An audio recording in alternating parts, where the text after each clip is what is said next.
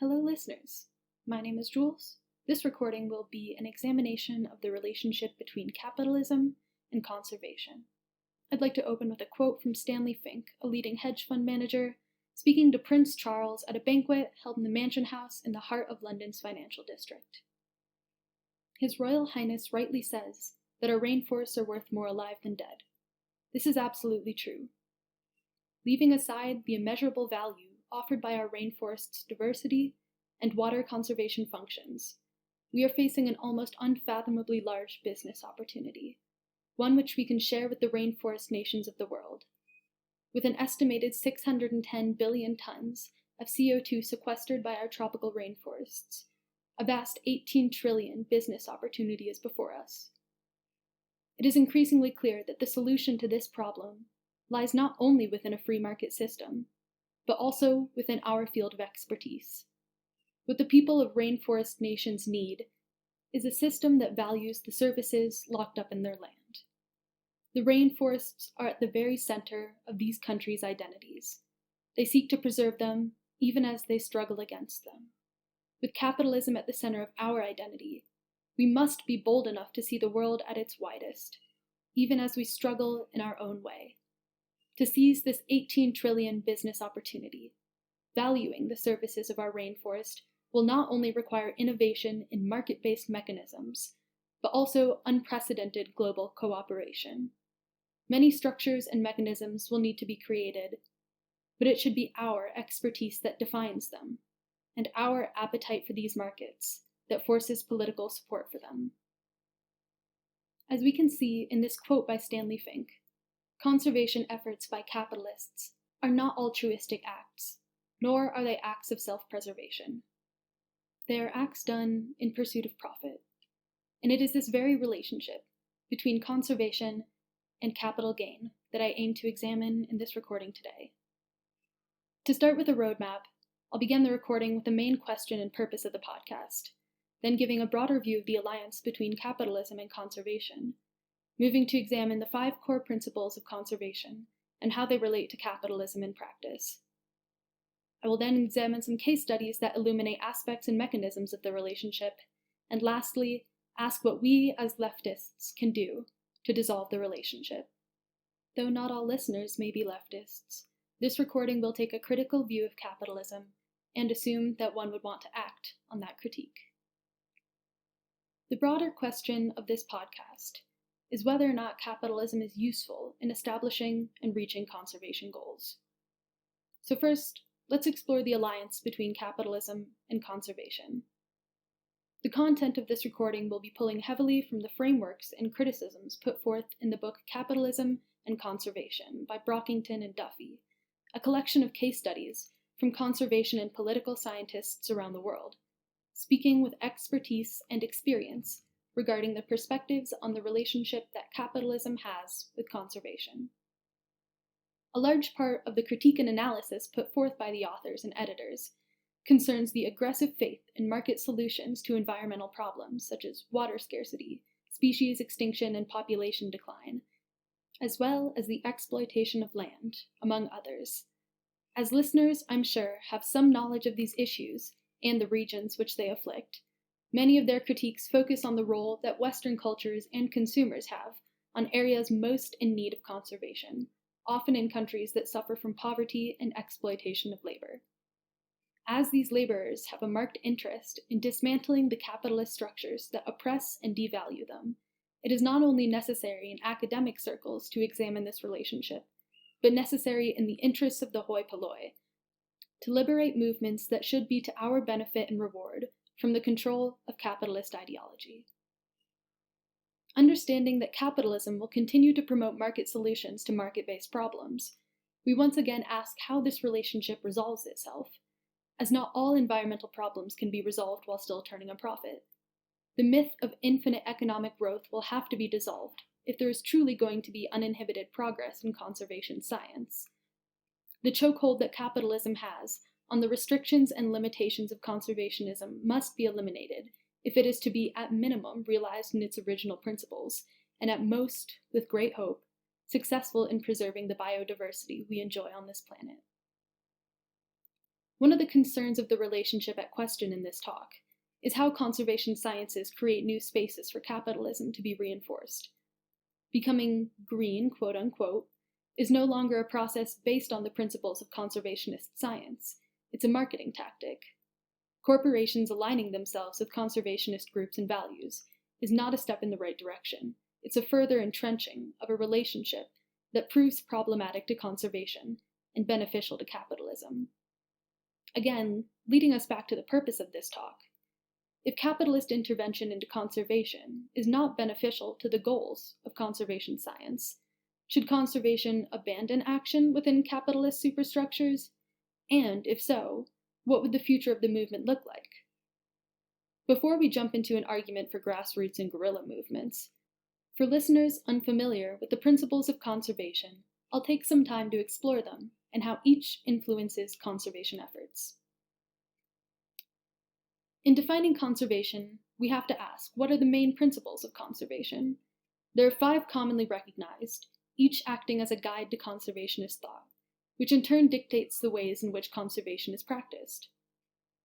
The first principle is that biological diversity has intrinsic value. This initial and guiding principle creates an obvious rift between the tenets of conservation and capitalism, wherein capitalism is maintained by the assignment of market values to any and every landscape and object that it can colonize. Asking if there is room for inherent value within a capitalist structure is futile, as any capitalist would refute the existence of inherent value until their last breath. I would argue no, there is no room for this belief. There is nothing that capitalism will not assign a liquid value to. Everything comes at a price. Nothing exists for its own sake but the market. And a forest, a tree, has no value unless it is offsetting the cost of cleaning the mess that industrialization has made of air quality, or if it can be sold piecemeal for a profit. Continuing with our question of whether capitalism is a useful, or even at best unobstructive tool for conservation science, we move to the second principle of conservation, that the untimely extinction of populations and species should be prevented. A common conundrum within conservation science is the decisions made to determine which species get protected and which don't. Equations, programs, and teams of people with years of data all pour time and knowledge into the question, but ultimately, how much of the deliberation going into those decisions is guided by the promise of capital gain? I believe this principle is both violated and ruined by an unspoken unless clause that has worked its way into conservationist funding and policy, which can more clearly be understood as the expanded statement that the untimely extinction of populations and species should be prevented unless it causes a net loss in capital.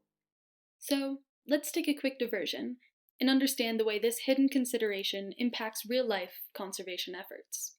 I have personally had the unfortunate experience of having to argue that the ecosystem services of forests, wetlands, has to be liquidated in order for it to have value. I've had to make these arguments to capitalist friends. I've made these arguments to policymakers. So the question is, why is the inherent value of biodiversity worthless in a capitalist structure? And the answer is that it will always be an unsuccessful strategy in defending biodiversity, so long as there is a capital gain to its destruction. 2 cases that exemplify this are efforts aiming to conserve populations of bats in Australia and the Devil's Hole pupfish in Nevada. Beginning with bat conservation, looking specifically at flying foxes, populations in Australia exist as only 1% of their pre-colonization numbers. They have a long history of demonization, which has since been exacerbated by pandemics. In 2012, MP Bob Katter called environmentalists who argued for the protection of flying fox colonies, quote, sick and warped. And Mayor Ben Calcott of Charters Towers, Australia, stated, quote, we have got no dinosaurs, and we should not have any bats either. Lobbyists for bat culling mostly represented the corporate interests of agricultural industries in Australia, frightened that their produce was being tainted by bats. Only when convinced that bats were a financial asset to production, due to their role as pollinators, was bat culling off the table. The influence of capital interests have always taken precedent over conservation. Fears and animal cruelty against bats now rising due to the current pandemic. Epidemiologists as prominent as Dr. Hume Field have published editorials begging for bat conservation, not only for their value to science, but as a measure to prevent further financial distress due to spillovers from human-disturbed bat populations that are being surrounded and cornered by residential sprawl in Australia. Another example of this toxic, interdependent nature between conservation and capitalism can be exemplified by the case of the Devil's Hole pupfish. Its natural populations contained to a single cavern in Nevada, the fish is one of the rarest in the world. Bright blue and about an inch long, populations have dwindled many times to hover around 35 individuals. Since conservationist principles believe in the inherent value of species, why then were efforts to conserve this species so controversial? That question may be answered with the consideration that $4.5 million were spent on a facility attempting to recreate its natural habitat, and millions more spent by the federal government on research and legal battles, fighting for their right to ensure this fish's survival. After bumper stickers were created saying, "Save the pupfish," other bumper stickers appeared on nicer cars, saying, "Kill the pupfish." Local newscasters threatened to sneak into their habitat and dump fertilizer into the single cavern in which they live, and nearby ranches offered millions of dollars to buy the cavern, hoping that through negligent stewardship they may cause the inadvertent, or not inadvertent, extinction of the fish, subsequently lifting the water use bans that threatened their businesses. So, at what cost do we conserve a species? In the short term, funding by good faith investors and small-scale capital ventures may save a species in the short term, but the long-term hindrance of conservation will lead to the destruction of more and more communities, leading us to our third principle, that the diversity of species and the complexity of biological communities should be preserved. Again, we are forced to ask, at whose expense and whose gain, and preserved to what degree? We again arrive at the answer that it is preserved not only for its inherent value, not even for its inherent value, but if preservation is to be achieved, it will only be because preservation is more profitable than destruction. This, of course, is anthropocentric at its core. We are forced to ask, are ecosystem services valuable to organisms other than humans? Under capitalism, the answer is no. If it's not in any way valuable to humans, then it is wholly devalued. Are the fish making money? Are the bats making money? Can they be gambled upon, shorted, diversified? Can you list the health of a species as part of your portfolio? However, following solely conservationist principles, any benefit is just that, a benefit. Preservation of biodiversity is an end in itself. Capitalism needs more. Conservationist principles are not enough to warrant an expense without a reward. If destruction is more profitable, conservation will fail. So why then does conservation still attempt to uphold these principles? The fourth tenet describes the misguided belief that science plays a critical role in our understanding of ecosystems. This, of course, is a debatable topic that hinges itself on the implications of the word understanding. If by understanding we are to mean purely quantifiable knowledge, then maybe science plays a critical role in gathering quantifiable knowledge. However, if by understanding we mean how we understand the qualities of an ecosystem and its best use, then that type of understanding is heavily guided by capitalist perspectives and influences. The belief that science should play a critical role in the way we understand ecosystems seems to shoot itself in the foot in practice with the maintenance of the fifth principle. Collaboration among scientists, managers, and policymakers is necessary. I have personal critiques against this principle of conservation. The principle does not take into account the utilitarian perspectives that are normally present in conservation science and characterize the altruistic nature of the first three principles. Do the inhabitants of the land have a say in land use? If the interests of policymakers do not intersect with the interests of conservation scientists, who creates the course of action? Are managers defined as who has ownership over the land, or who relies upon the land and toils upon it? Most importantly, What power does science truly have, and scientists truly have, in real-world conservation scenarios? I believe this principle directly contradicts both the spirit and philosophy behind the other principles, especially the focus on inherent value and the critical role of science that is clearly enumerated in Principles 1 and 4. The emphasis on the role of managers suggests that management is not science. And if so, what could it be if not based on profit? The decisions that managers make and the motivations and consequences of such bring us to the analytic section of this recording. Here, we gain an understanding of the relationship between capitalism and conservation as it has been practiced in modern conservationist projects. Conservation began with many projects that were not for the benefit of the masses, but for the benefit of the few. Formal conservation efforts, which I define as formal, not to discredit the conservation efforts and land stewardship of indigenous communities, but to identify them as a distinct post-colonial category. Formal conservation efforts for particular species began as projects to sustain populations for the reason of their exploitation, not inherent value. Game species and species with valuable pelts or ornaments, tusks and horns, were conserved for their value as status symbols.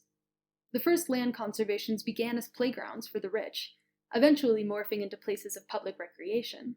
Though it's true that many early conservation projects began in opposition to the exploitation of natural resources, there are flaws that still hinder its success today, lying in the foundation that was set when it based itself in a framework that protected natural resource based on a consideration of capital value, rather than inherent value as an end unto itself.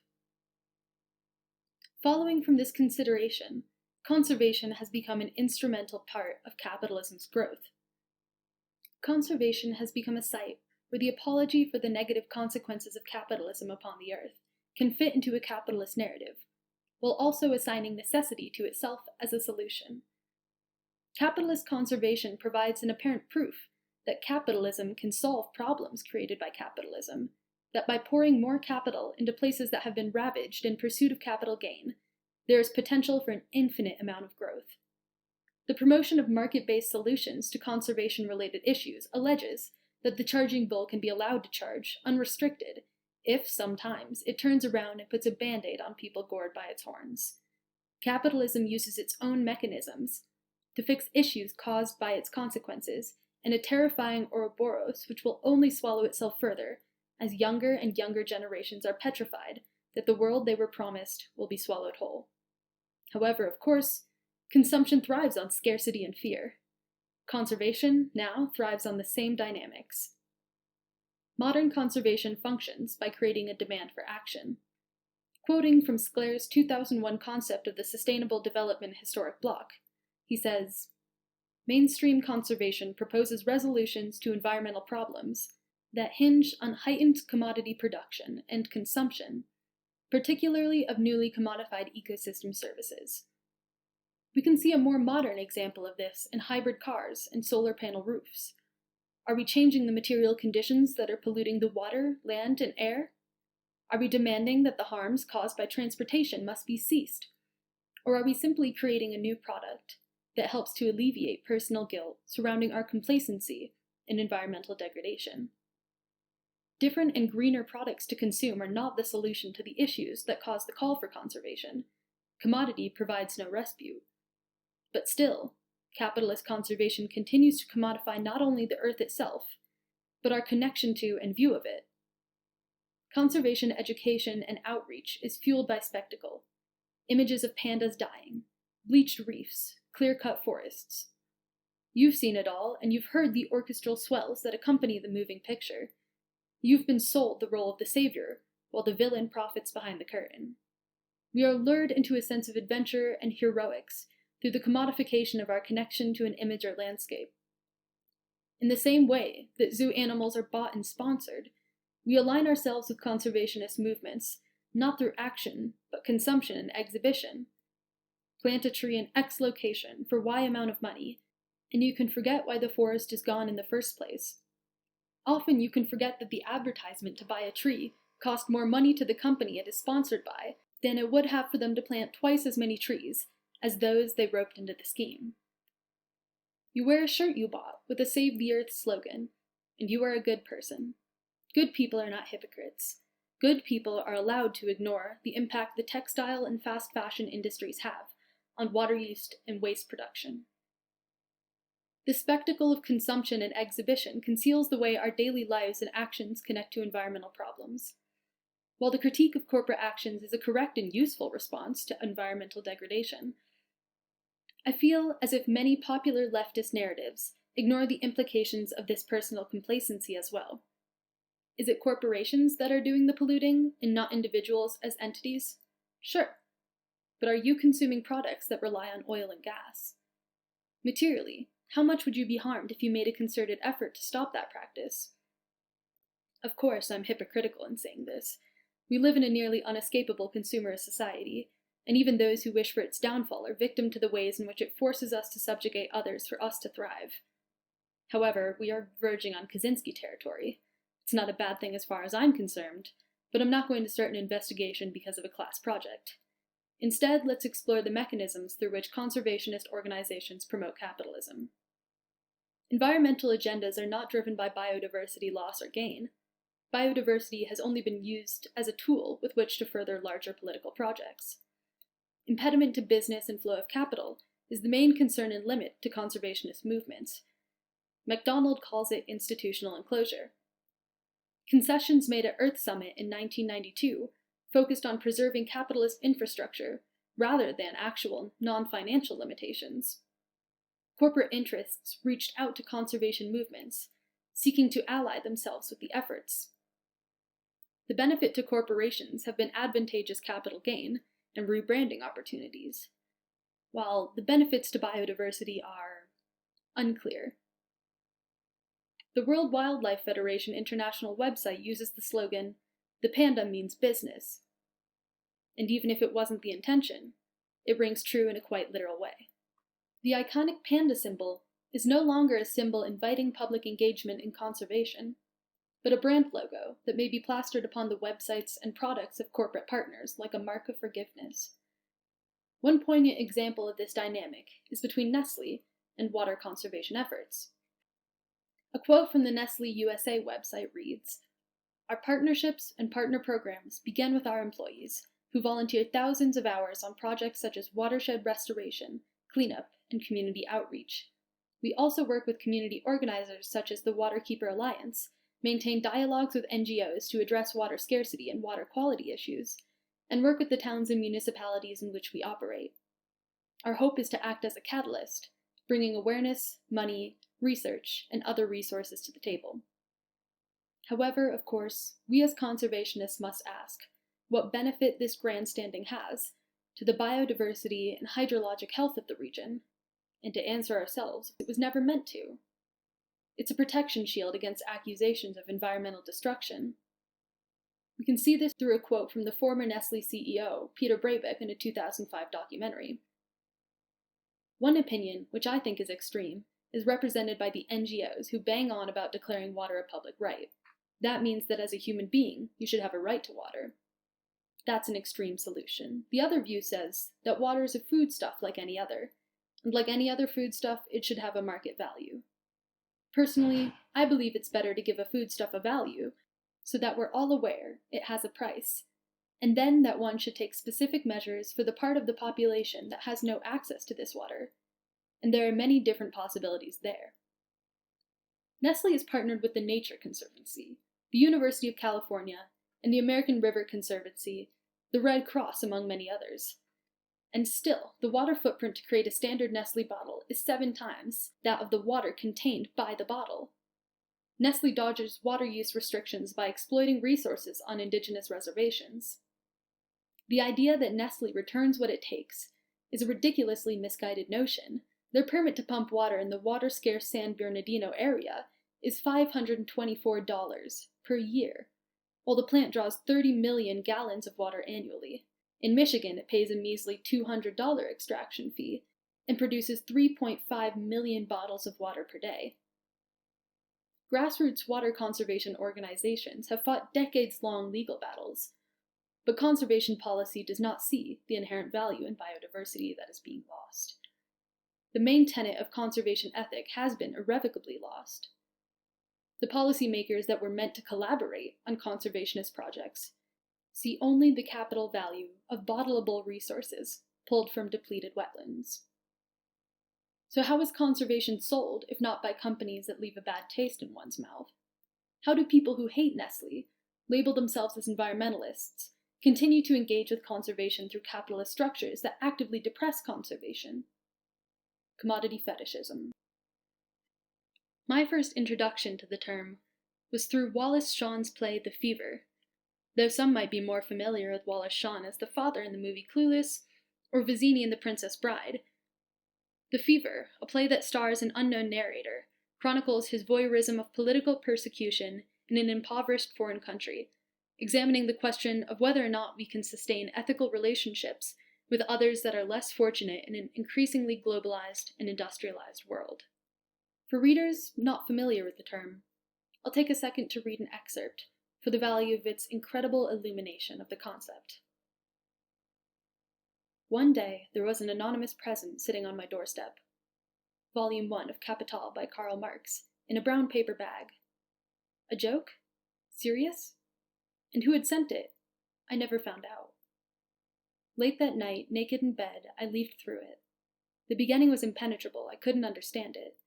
But when I came to the part about the lives of the workers, the coal miners, the child laborers, I could feel myself suddenly breathing more slowly. How angry he was, page after page. Then I turned back to an earlier section, and I came to a phrase I'd heard before, a strange, upsetting, sort of ugly phrase. This was the section on commodity fetishism, the fetishism of commodities. I wanted to understand that weird-sounding phrase, but I could tell that to understand it, your whole life would probably have to change. His explanation was very elusive. He used the example that people say, 20 yards of linen are worth 2 pounds. People say about everything that it has a certain value. This is worth that. This coat, this sweater, this cup of coffee. Each thing worth some quantity of money, or some number of other things. One coat worth 3 sweaters, or so much money, as if that coat, suddenly appearing on the earth, contained somewhere inside itself an amount of value, like an inner soul, as if the coat were a fetish, a physical object that contains a living spirit. But what really determines the value of a coat? The coat's price comes from its history, the history of all people who were involved in making it and selling it, and all the particular relationships they had. And if we buy the coat, we too form relationships with all of these people, and yet we hide those relationships from our own awareness by pretending we live in a world where coats have no history, but just fall down from heaven with prices marked inside. I like this coat, we say. It's not expensive. As if that were a fact about the coat, and not the end of a story about all the people who made it and sold it. I like the pictures in this magazine. A naked woman leans over a fence. A man buys a magazine and stares at her picture. The destinies of these two are linked. The man has paid the woman to take off her clothes, to lean over the fence. The photograph contains its history, the moment the woman unbuttoned her shirt, how she felt, what the photographer said. The price of the magazine is a code that describes the relationships between all those people, the woman, the man, the publisher, the photographer, who commanded, who obeyed. The cup of coffee contains the history of the peasants who picked the beans, how some of them fainted in the heat of the sun. Some were beaten, some were kicked. Using this incredible illustration of the term from Wallace Shawn, we can understand that conservation uses the same mechanism to promote itself as a product, while obscuring the means with which it brings itself about as a necessity. Animals disappear off the face of the earth for no reason and go nowhere. No hunter takes them down. It is a tragedy that has no perpetrator. Trees fall on their own. The earth catches ablaze with no arsonist, no match. We spit upon Nestle and buy a glass water bottle with pride, and fill it with water from a source that is still rapidly being depleted. This fetishization of commodities is used in capitalist conservation to assign the living quality of ethicality to products. This dynamic interacts with spectacle in its use of images that promote an ethical viewpoint or an action. Images broadcast ethical results, which we can understand to be products, while ignoring the aspects of production, which can be understood to be means, as well as the consumption of the product, which contain unethical actions that cannot be promoted in the same way, through glossy images of smiling coffee workers that say no, we're not exploited, that don't tell a history of colonization, and sweat, and depleted soil, and lost languages, and bodies on the ground of land lost to profit, kicked. From the case study by West in Conservation and Capitalism, exploring the coffee industry in Papua New Guinea, we pull the quote, "This supposed embedding of the political and social into capitalist consumption may make for a tasty cup of coffee, but it makes for lukewarm political action." The commodity fetishism serves as an alleviation of the guilt at the role we play to bring about the conditions that require conservationist movements in the first place. From Carrier, the statement, "We attempt to use personal consumption decisions as an appropriate and effective vehicle for correcting the ill effects of a system of capitalist production." Following from that, the commodification of the environment is insidious in its method of deliberately obscuring its flaws and contradictions. From the case study of Neves, we examine the claims of whale-watching endeavors to be an alternative support system for communities that previously relied on whale hunting for sustenance as opaque in their implications.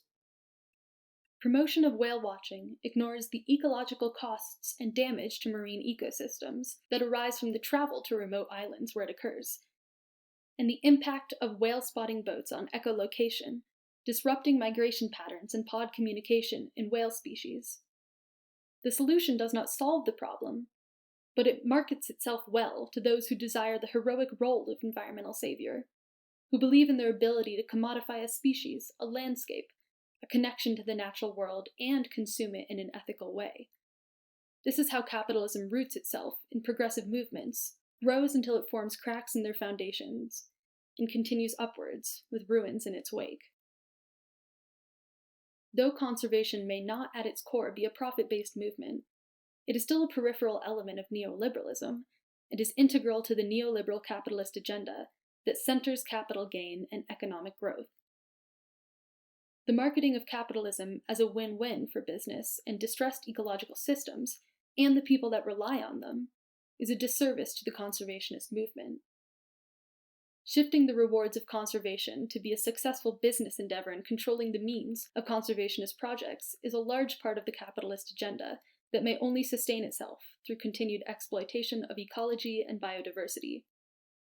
Conservation should be, and should have always been, a people's movement, and allowing the slow creep of capitalist consumption into its structure and practice will degrade its foundational principles and cause its ultimate failure.